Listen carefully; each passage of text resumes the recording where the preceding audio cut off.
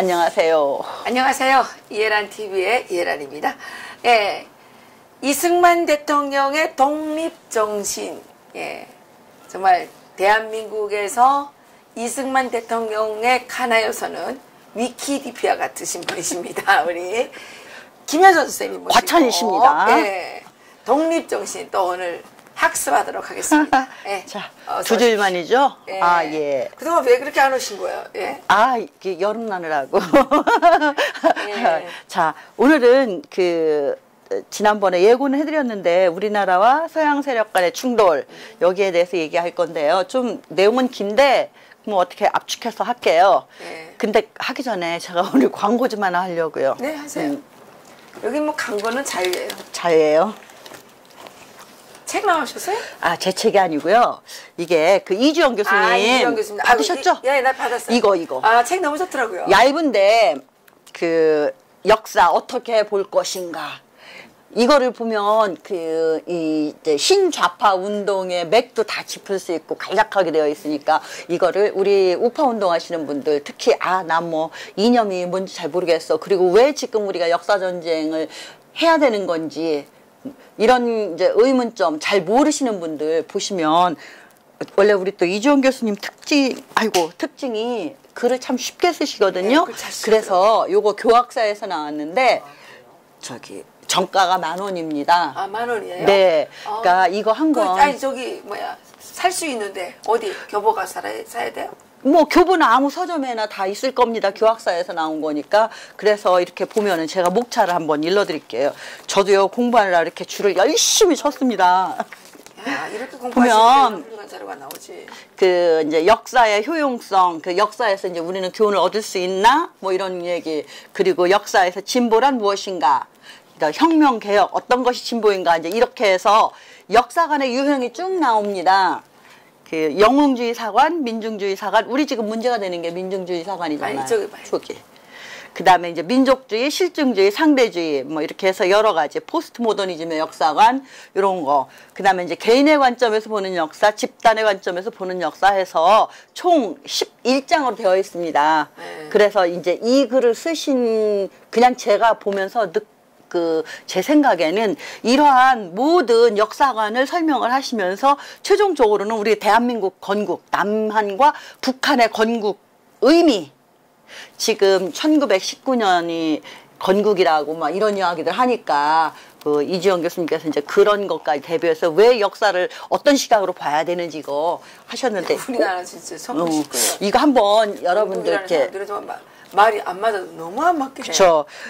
이거를 우리가 그냥 제대로 뭐 각 실증주의 사관, 뭐 민족주의 사관 이런 걸 공부를 하려면 한 권의 책을 갖고도 참 부족한 이러한 깊이 있는 거지만 일단 우리는 학자가 아니니까 뭐 상식적으로라도 요 정도만 알고 있어도 충분히 우리가 분별할 수 있는 그러니까 한번 사서 보시기를 제가 이거 오늘 꼭 광고하려고 안 잊어버리고 챙겨왔습니다. 그러셨군요. 네.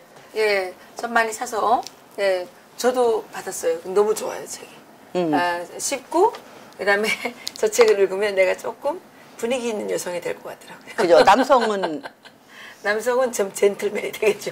저는 좀 분위기 있는 우아한 여성이 될 수 있지 않을까. 그래서 이번 가을에 독서의 계절에 이거 하나 사서들 보시고 교양도 쌓으시고 많이 좀 사서 좀 선물 좀 하시고 또 추석 선물 좀 하시죠. 이런 걸 그럼 사서 읽어보시면서 스터디 그룹 만들어서 서로들 논의들 하면서 토론도 해가면서 하면은 그것도 좋을 것 같습니다. 부피가 크지 않고 그러니까 금방 읽어낼 수 있으니까 자 이제 우리 독립정신 제가 요즘에 선전을 너무 많이 합니다. 독립정신 읽어야 돼요. 네. 자 그러면 우리나라와 서양 세력 간의 충돌에 대해서 한번 이 이야기는 전체 그동안 앞에서 쭉 해왔던 말씀들을 다시 한번 해서 지금 이제 어떤 상황인가 이걸 또 되짚어 보시는 의미도 있을 것 같습니다. 여기 보면은 이제 아시아의 형편이 쭉 나와요. 이게 지금 분량이 상당히 많습니다. 이 단원이. 네. 근데 저는 이제 그냥 한 번에 끝내려고 최대한 줄인다고 해서 이렇게 왔는데요. 이제 요게 요 앞에 그 챕터에서 했던 거죠. 러시아 야욕, 팽창 야욕 이걸 이제 경계하고 그런 이야기가 다시 한번 살짝 나오는데 그 유럽의 경우는 러시아 야욕을 경계하고 힘을 합쳐서 이제 막아냈어요. 그래서 러시아가 유럽으로는 못 나가요.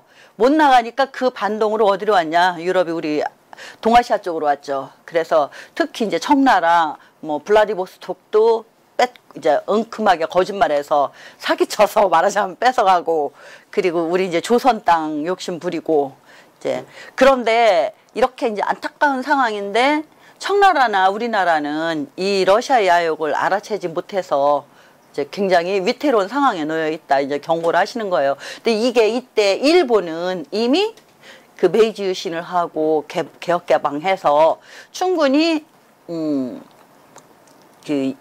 러시아의 야욕도 알게 됐고 그러니까 이게 이제 일본이 여기에서 청나라하고 조선 니네도 개혁 개방해라. 그래서 우리 같이 세 나라가 힘을 모아서 그 러시아의 야욕을 막아내자. 이제 그렇게 얘기를 하는데 말들을 안 듣죠. 예, 보면은 일본은 조선과 청나라를 일깨워 러시아에 공동 대응하고자 힘쓰며 유럽 각국도 일본과 대한제국에 이제 권고를 했어요. 일본만 한 것이 아니라. 그런데 안 했죠. 이제 서방 국가들이 이 러시아를 경계하는 이유는 그때 항상 이제 19세기 말 아니 18세기 말 19세기 초 이때는 그 선교가 굉장히 활발하게 일어나거든요. 특히 아시아 쪽 이쪽으로 해서 그런데 이제 러시아 세력이 미치는 곳마다 네. 서방 국가들의 공통 이익인 통상과 선교가 방해를 받는 거예요. 그러니까 서방 세계에서는 러시아 세력을 막아내려고 하는 거죠. 근데 이제 그때 우리나라에 그 선교사들이 많이 왔잖아요. 그 무렵에. 근데 러시아가 내려오면 또 충돌이 생겨하니까 그래서 그걸 이제 그때 당시에 우리 조선의 형편은 어땠냐. 이게 천주교 탄압이 있었어요. 그 대원군 때. 그 대단했더라고요. 네, 그 엄청 많이 죽였지. 체인어의 상도. 그 책에 그 천주교 탄압하는 그게 좀 나와 있어요. 네. 그 이제 프랑스 천주교인들이 조선에 들어와서 이제 선교 활동을 하는데 이제 막 닥치는 대로 잡아 죽였죠. 그리고 그 당시 이제 1847년에 이제 고군산 열도에 프랑스 군함이 들어와서 이제 군함이 파손돼가지고 그 선원들이 섬에 올라왔는데 그때는 이 선원들한테 먹을 거랑 물도 주고 해서 청나라로 이제 보내려고 그랬는데 마침 이제 영국 배가 그 지나가니까는 우리가 싣고 가겠다 해서 이제 그 싣고 갔어요. 근데 그랬는데 왜 천주교 신부들을 죽였느냐. 그때는 그랬으면서 이제 그게 우리 조정에서 그렇게 할까봐 미리 선수를 쳐서 이제 편지를 보내요. 아, 그래. 네, 여기에 보면은 외국인들이 다시 들어올 것을 염려한 조정은 이거 파워포인트 되나요? 외국인들이 이제 다시 들어올 것을 염려한 조정이 청나라를 통해 이제 프랑스에 편지를 보내요. 네. 우리 이 박사님 졸리신가 보다. 아니, 안 졸려요. 나 안 졸려요. 자, 딱 그 프랑스는 어쨌든 조선을 개방시키려고 그래서 군대를 보내서라도 이제 군대를 보내서 뭐 협박을 해서라도 네. 조선과 조약을 맺고 또 조선에 선교하기 위해서 들어간 천주교인들 그러니까 프랑스 천주교인들을 보호해야 한다는 이제 결론을 내려요. 그런데 이게 안 됐죠. 나폴레옹 내란이 일어나가지고 요거는 그 서양의 상황을 어떻게 해서 종교의 자유가 허락되게 됐는지를 이 박사가 이제 설명한 거거든요. 그러니까 서양도 이렇게 처음에 기독교 로마 시대에 기독교가 이제 탄생했잖아요. 그때 이 기독교가 그러니까 로마의 국교로 채택되기 전까지 정말 특히 이제 네로 황제 때 엄청난 그 순교들 많이 했잖아요. 이렇게 검투사들 경기장에 맞아요. 사람을 집어넣고 막 짐승 넣고 우리 영화에서 그렇게 봤는데 실제 그랬을 것 같아. 그죠?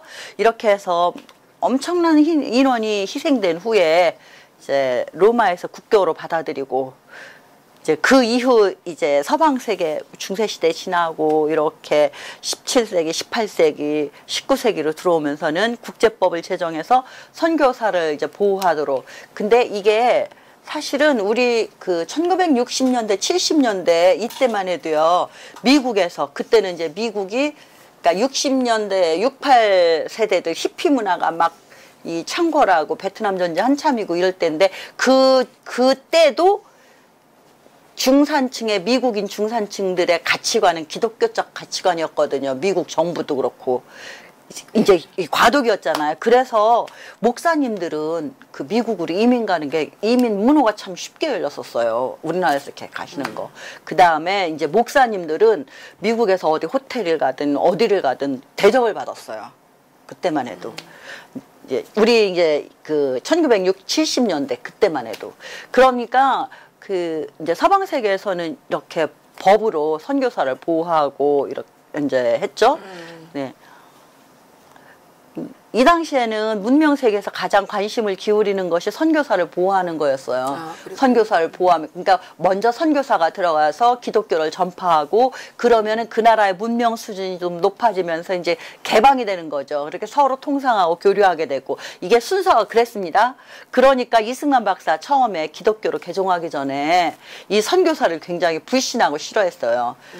하와이가 처음에 그 선교사, 비숍 선교사들 뭐 이런 사람들 들어가가지고 그 기독교를 전파한다고 그러고 난 다음에 어느 정도 이제 전파가 되고 문명적으로 좀 발전하고 이러니까 이제 개혁 개방을 해야 된다는 생각을 자기들도 했고 그때 미국 정치인들이 들어가서 결국 나중에는 하와이가 미국 주가 되잖아요. 이 역사를 이승만 박사가 이 기록을 봤기 때문에 처음에는 우리나라에 선교사가 오는 거를 우리 조선을 빼앗으려고 저렇게 점령하려고 온다고 굉장히 부정적으로 봤었는데 나중에 기독교로 개종하면서 그것이 아니라는 걸 이제 이 박사가 알게 된 거죠. 그러니까 조선은 이제 종교의 자유를 이해하지 못했어요. 이때 상시에. 그리고 이 기독교가 우리나라에 전파되는 걸 왜 막았냐. 유교하고 상반되잖아요. 내용이. 그러니까 서양종, 이게 일단 기독교에서는 제사 같은 거를 지내면 안 된다고 하고. 그러니까 서양 종교를 믿으면은 그 예의범절도 없어지고 나라가 뭔지 자기 나라도 부정하고 그거는 왜 그랬냐면 처음에 천주교가 탄압을 받으면서 그때 천주교 신부들이랑 그 체포됐었는데 이 사람들이 그 처형되고 일부는 그 살았는데 도망갔어요. 중국으로 도망가서 그 사람들이 뭐라 했냐. 프랑스 공간에 가서 일르잖아요. 이 조선 프랑스 군대를 몰고 와서 우리 조선을 쳐달라고. 우리 천주교를 믿는 사람을 이렇게 다 죽이고 탄압했다. 그래서 지탄을 받는 거죠. 그러니까 그 당시에 조선 조정이나 대원군이나 뭐 이런 사람들 보면은 아, 저 서양 그 종교가 들어오면은 저렇게 나라도 없구나. 왜냐하면 그 사람은 천주교인이기 이전에 조선 백성인데 세상에 외국 군대한테 군대를 몰고 와서 조선을 쳐달라고 하니까 그렇게 생각을 했던 것 같습니다. 이제 그 다음에 이제 미국이 또 와요.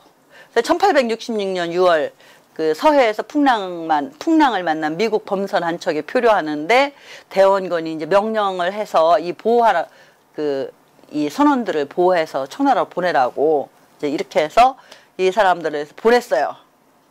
그 다음에 이제 9월 달에 미국 상선 제너럴 셔먼호 이게 이 사진이 있더라고요. 이게 그 당시 왔던 건데 대동강을 거슬러 올라와서 평양에 와가지고 이제 통상조약을 맺자고 요청을 합니다. 그러니까 조선 정부는 거절하죠. 거절하고 우리는 이제 개방 안 할 거야. 그러니까 가. 그리고 가라고 하는데 이 배가 그 이야기를 무시하고 이제 계속 올라온 거예요. 대동강을 거슬러서. 이제 배들이 올라오니까는 그 평양 주민들이 아이고 이 미국 배가 자꾸 올라오고 조종해서 가라고 하는데 자꾸 올라오고 하니까 이제 좀 흉흉했을 거 아닙니까? 그러니까 전쟁이 난 줄 알고 민심이 동요해가지고 마침 밀물 때 올라온 배가 이제 썰물이 돼서 물이 빠져나가니까 배가 못 나간 거예요. 그래서 좌초했는데 이때 주민들이 이 배에다 불을 지르고 선원 전부 몰살을 해버려요. 살해해버려요. 예. 그러고 나서 이제 1971년 이제 미국이 그동안에는 이게 제너럴 셔먼호가 이제 상선이거든요. 그런데 이제 군함 이제 군함이 아니니까 상선이니까 몇 년 동안 뭐 나가면은 뭐 몇 년 있다 들어오기도 하고 이러니까 처음에는 몰랐던 것 같아요, 미국이. 그런데 71년에 제너럴 셔먼호가 평양에서 파괴된 것을 알게 됩니다. 그러니까 미국 정부에서는 아유, 우리 무고한 미국 시민이 살해됐는데 이거 가만 놔두면 안 돼. 그래가지고 청나라에 있는 미국 공사한테 군함을 거느리고 조선에 가서 통상과 선교사 보호를 위한 조약을 맺으라고 이제 명령을 합니다. 그래서 71년 5월 16일 일본 나가사키로부터 미국 군함 5척을 조선에 보내요. 이제 그게 이제 신미양요죠. 그러니까 그 최초로 미국의 그 배들이 와가지고 우리 대치하는 거예요. 조선 5월 30일 조선해안에 도착한 미국 공사는 우리나라 정부에다 이제 관리를 파견할 것을 요구하는 편지를 보내는데 이제 청나라가 미리 귀뜸을 해줘요. 우리 정부에 미국 군대가 온다고. 그게 왜 오느냐? 평양에 너네들 배 그때 불지르고 다 죽여서 그것 때문에 온다. 그러니까 이제 준비해라, 대비해라. 그래서 나름대로 이제 대비를 해서 그러니까 포수 3,000명을 강화어구에 배치해가지고 전투를 벌이죠. 네. 네. 근데 이제 싸우다가 결국 미국 군대가 철수를 해요. 그래서 이제 그 마무리 그냥 그렇게 마무리된 거예요. 그게 이제 최초의 그 서양 군대와 우리나라가 붙어서 소요가 일어났다 해서 신미년에 일어났다 해서 이제 신미양요. 이제 이거 병인양요는 프랑스군과 그 대치했던 거. 이건 이제 1866년 대원군이 천주교도 학살과 탄압 사건에 대한 보복으로 이제 프랑스군이 침입한 거죠. 왜냐하면 프랑스 입장에서는 자기네 나라 국민이 그 뭐 좋은 일 하러 자기들 프랑스 입장에서 올 때는 왔는데 이걸 다 잡아서 죽여버리고 천주교로 그 개종한 조선인들까지 죽이고 이러니까 이건 아니다. 그래서 이제 그 얘기야. 여기 지금 아까 제가 앞전에 얘기했던 한 명이 청나라 탈출해서 참상을 보고하니까 이제 보복을 하러 온 거죠, 말하자면. 근데 이제 이때 청나라한테 책임을 물어요. 우리 조선이 청나라의 속국이니까. 근데 청나라가 얼마나 비겁하냐. 지금도 시진핑은 믿으면 안 돼요. 자기네가 유리할 때는 조선은 우리 속국이야, 건드리지 마 이러고서는 자기들에게 그 책임이 돌아가거나 이럴 때는 조선 우리하고 상관이 없어요. 그러니까 가서 맘대로 해. 우리 조선하고 아무 상관없어. 이런 거예요, 이때도. 그러니까 프랑스가 배물고 와버린 거죠. 이제 이때도 이제 강화 앞바다에 나타나서 또 포수를 동원해서 이제 프랑스군하고 이렇게 전쟁을 해요. 그래서 많은 사상자가 발생하고 그래서 이제 물러가죠. 야, 2번의 양요가 있었어요. 이제 그러면서 병인양요, 신미양요 이 2번의 서양 국가와의 이제 전쟁, 뭐 전쟁이라 하기는 이제 전투 이것을 겪고 난 다음에 물리쳤잖아요. 그러니까 의기양양했어요. 정말 우물한 개구리가 의기양양했죠. 그래서 야, 우리 뭐 미국, 프랑스 우리가 다 청나라도 못했는데 우리는 다 물리쳤어. 그러니까 뭐 일본도 굴복했고 아주 정말 참 가소롭게 의기양양해가지고 이 척합의를 세운 겁니다. 예, 예, 그렇군요. 네. 근데 그 척합의를 세우고 이제 30년이 지났어요. 예. 30년 후 대한의 모습은 어떻게 됐느냐. 서양의 세력이 점점 커졌고 또 기독교로 개종하는 사람이 많아지고 네, 종로에 세워진 척합의가 이제 사라진 거예요. 불과 30년 만에. 그러니까 밀려오는 서양의 영향력. 물은 위에서 아래로 흐르잖아요. 그리고 뭐든지 넘치면 꽉 차면 넘치게 되어 있잖아요. 그러니까 서양 문물이 더 월등하게 뛰어나고 풍성하고 풍부하고 물질도 그렇고 이런 것들이 부족하고 미개한 나라 쪽으로 밀려 내려오는 거는 당연한 이치죠. 그러니까 막을 수가 없는 거죠. 이게 그러니까 이 박사가 이제 변화는 힘으로 막을 수 없다는 것을 깨달아야 한다. 아직도 낡은 생각에 사로잡혀 서양의를 축출해야 한다고 주장하는 사람이 있거나 그들이 스스로 물러가기를 바라는 사람이 있다면 그러한 사람이야말로 참으로 어리석은 사람이다. 네.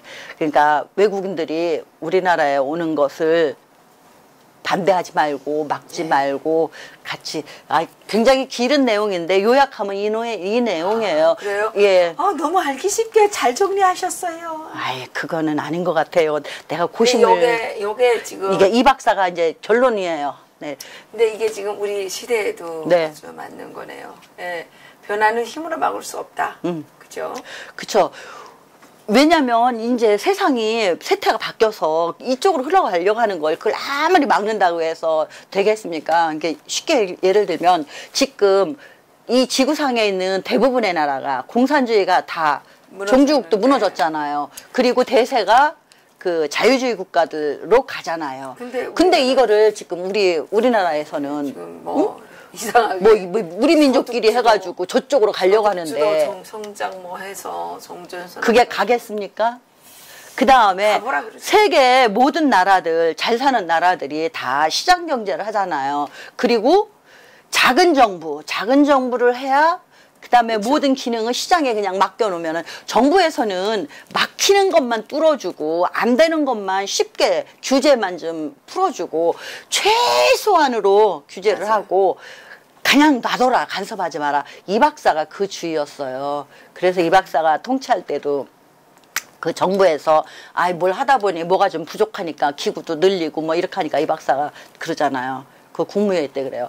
작은 정부가 제일이라고. 작은 정부를 해야 된다. 작은 정부에서 일을 해야 된다. 정부는 가급적이면 간섭하지 말아야 된다. 하지 마, 늘리지 마.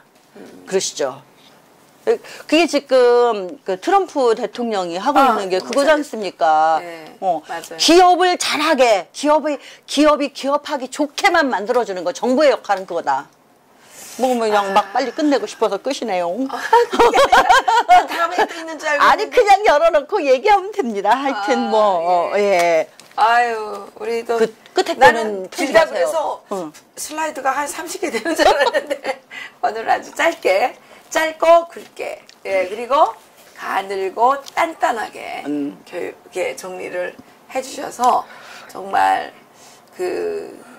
저도 잘 몰랐던 이 근현대사의 중요한 부분들을 좀 많이 배우게 된 것 같습니다. 그러니까 오늘은 뭐 특별히 다른 새로운 걸 뭐 배우는 게 아니라 그동안에 이제 우리나라하고 그 서양 세력하고의 그 충돌 요거에 대해서 좀 이 박사가 이렇게 쫙 정리를 한 거야. 연도별로 요러요러한 일이 있었고 그런데 그것을 서양 세력이 우리나라에 들어오는 걸 아무리 막으려고 척합이 아니라 별걸 다 해도 소용없다. 밀려 들어오는 거. 아니 그렇잖아요. 아침에 해가 동쪽에서 뜨면은 쭉 가가지고 서쪽으로 치잖아. 이거 막아보세요. 하나님이나 막으시겠지. 넘어가지 말라고 딱 붙들어 보세요. 공산주의자들은 자기가 하나님이라고 생각하기 때문에 막을 수 있다고 생각할 거예요. 우리 문재인 대통령도 자기가 신인 줄 착각하는 것 같더라. 지금 하는 거 그쵸? 보니까 막 온전히 마이웨이 하잖아요. 아주 잘하고 계십니다. 아니 내가 스스로 신이라고 생각할 때 망조가 되는 거예요. 당연하죠. 오늘도 수고해 주신 우리 김효선 선생님께 정말 큰 박수 보내드리고 싶습니다. 오늘은 우리